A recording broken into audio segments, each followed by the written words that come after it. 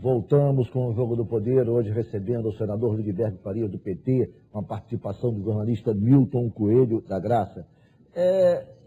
Na verdade, como é que a gente vai ter uma solução final para essa questão dos royalties? Nós teremos que recorrer, em última instância, ao Supremo para análise do mérito dessa questão. Com isso, inclusive, os estados não produtores podem perder até o que já conquistaram em relação ao futuro. Exatamente. Eles correm um fortíssimo risco, não é? Olha, deixa eu te contar. Se derrubar o veto, eu acho que nós estamos muito improvável. Nós estamos muito bem posicionados em relação Sim. ao veto. Eu acho que isso vai demorar muito. Eu acho que a gente vai ter muito campo para batalha, para impedir a derrubada do veto. Se derrubar o veto, vai para o Supremo. No Supremo, eu acho muito difícil a gente perder o que está para trás, o que já foi contratado. Porque como colocou a Dilma no seu veto, aqui no artigo 5º, inciso 36, direito adquirido, ato jurídico perfeito, é cláusula pétrea. Então não tem como mexer no para trás. Se derrubam o veto, nós do Rio de Janeiro, e a ação direta de inconstitucionalidade que o governador já está pronta, preparou, questiona também o que eles ganharam para o futuro. Eles podem perder o que conquistaram em relação ao futuro, porque a Constituição também é muito clara. O artigo 20, parágrafo 1º, que trata dos royalties, ele vincula royalties como uma compensação a Estado produtor ou confrontante. Vincula. Em tese, você tem que dar para aqueles estados.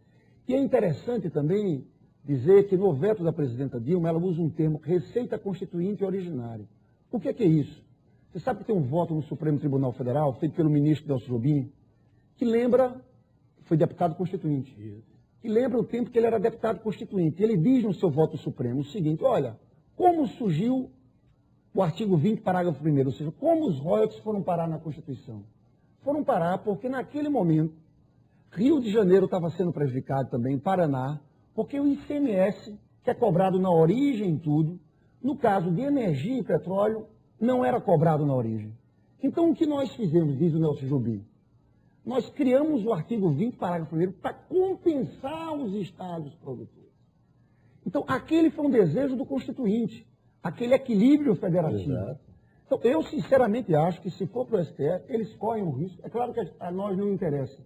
Nós interessa esse acordo feito, promovido pela Dilma, então, em cima do veto da Dilma. Então, se autoriza o Rio a cobrar o ICMS do petróleo, claro, resolve todos os resolvia. problemas. Não, ICMS petróleo, se nós cobrássemos, resolveria todos os nossos problemas. Era mais do que o que recebemos no caso dos royalties de petróleo. Exatamente. Então, se for para o Supremo, é isso. Só que eu estou acreditando que é muito difícil derrubarem esse veto. Aí o que acontece? Coisa complexa. Tem uma outra medida provisória que a presidenta Dilma lançou, inclusive que vincula os recursos dos royalties do petróleo em educação. Eu acho essa uma grande decisão, Ricardo Bruno. Uma grande decisão, porque... Pensando nas gerações futuras. Você sabe que esse problema, olha, petróleo às vezes é finito, né? É finito e é desgraça de muitos países. Já foi.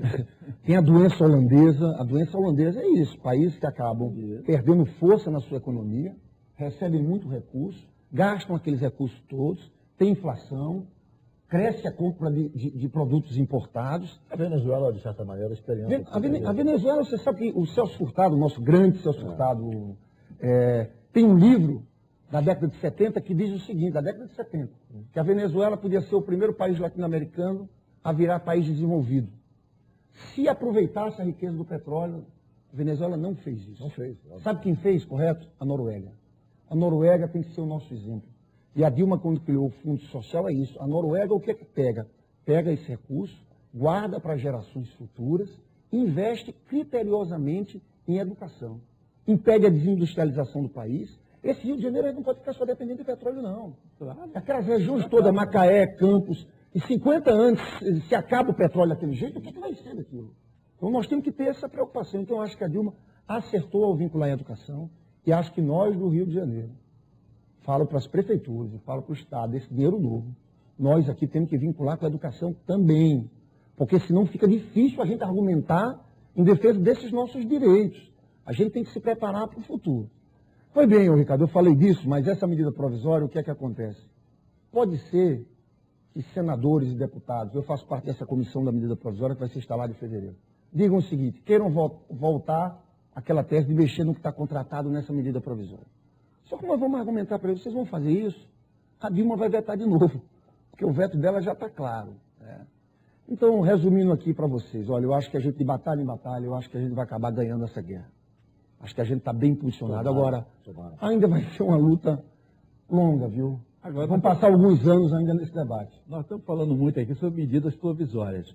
Isso também não revela ter 3 mil vetos a medidas provisórias pendurados? Não coloca também a necessidade de fazer uma revisão da Constituição, especialmente pelo abuso do uso das medidas provisórias pela Presidência da República? Eu acho que sim. O Congresso Nacional hoje são muito poucos os projetos de lei de autoria de deputados e senadores. Exatamente. Nós temos ali sempre com a pauta trancada em cima de medidas provisórias. Entendeu?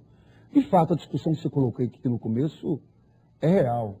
O Poder Legislativo tem que recuperar seu peso. Agora, tem que recuperar com ações, com posições, com bom senso, propositiva, com responsabilidade, com posições, entendeu?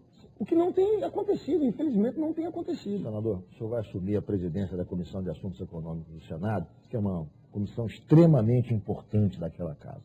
E, em função disso, eu queria colocar algumas questões. A presidente Dilma, diferentemente do presidente Lula, me parece que tem uma política econômica que guarda diferenças em relação à política econômica do governo anterior. Eu vou citar um caso específico. Ela utiliza as estatais como instrumentos para a execução da sua política econômica. Por exemplo, ela impede que a Petrobras suba o preço da gasolina para segurar a inflação. E, com isso, está tirando um pouco a capacidade de investimento da empresa. As ações da Petrobras despencaram. Ela está também usando a Eletrobras para diminuir a conta de energia. Com isso, as ações da Eletrobras despencaram. Há uma suspeição de que essas duas empresas, que são pilares da economia brasileira, no caso a Petrobras e a Eletrobras, venham a perder capacidade de investimento nos próximos anos. Fala-se, inclusive, que a Petrobras, por conta dessa dificuldade de caixa imposta por essa posição do governo, ela perdeu capacidade de investir no pré-sal. Se o pré-sal está indo lentamente, a exploração dele não está indo como se imaginava, muito por conta de que a Petrobras não tem como fazer a tal contrapartida de 30% em todos os postos que a lei exige, porque ela perdeu capacidade de investimento. Ou seja, duas grandes estatais estão em dificuldades, teoricamente, por conta dessa política econômica. Você vai dizer, bom, tudo bem, enfim, se usa as estatais para isso, é usual e tal. Não seria mais correto, por exemplo, no caso da gasolina, o governo tirasse dinheiro do erário e desse como subsídio para bancar, então, o preço da gasolina? É correto que se faça política econômica segurando o preço da gasolina, mas não utilizando o caixa da empresa. Qual é a sua posição? Eu acho, olha, vamos por partes. Eu acho que a presidente Dilma está certa. Vamos lá. Setor elétrico, Eletrobras, que é uma medida provisória 579, teve uma grande chiadeira aí agora. O que acontecia, Milton? O que acontecia, Ricardo? Nós estamos pagando uma das maiores contas de energia elétrica do mundo. Sabe por quê? Usinas, 35 anos para lá, já antigas, estavam cobrando na nossa... Nós estamos pagando megawatt hora R$ 95,00 no Brasil hoje. Você sabe o que a Dilma disse? Qual foi a chiadeira? Ela disse o seguinte, olha, aquilo que já foi investido e pago, o consumidor não pode pagar de novo. Nós só vamos pagar agora a operação e manutenção. Sim. Eles estavam ganhando rios de dinheiro.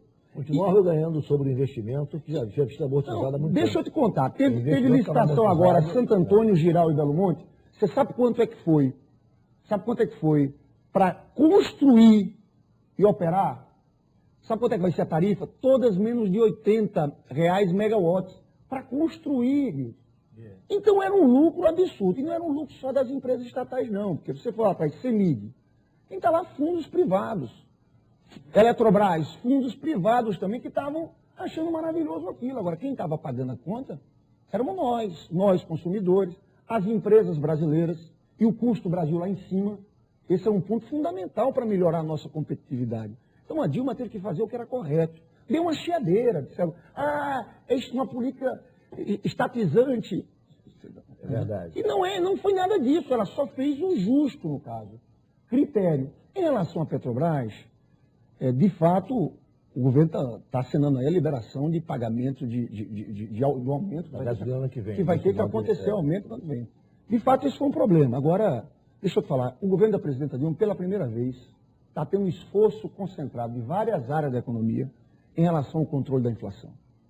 Eu não acho o fim do mundo dizer, olha, segura agora, um pouco depois, em relação ao aumento. Eu não acho isso o fim do mundo. Tem uns que defendem os interesses dos acionistas acima de qualquer coisa. Eu acho que o interesse da sociedade tem que ser levado em conta. Vou fazer um intervalo, mas a despeito do esforço para o controle da inflação, a inflação fugiu da meta, já não. Vai chegar a 5,7. Não, a meta é 6,5. A teto da meta. Não está no centro. Por que centro? Não, por que centro? Não. Está 5,7. Que é ótimo. É um número ótimo. Até 6,5 está valendo. Vamos fazer um rápido intervalo. O Jogo do Poder volta em 1 minuto.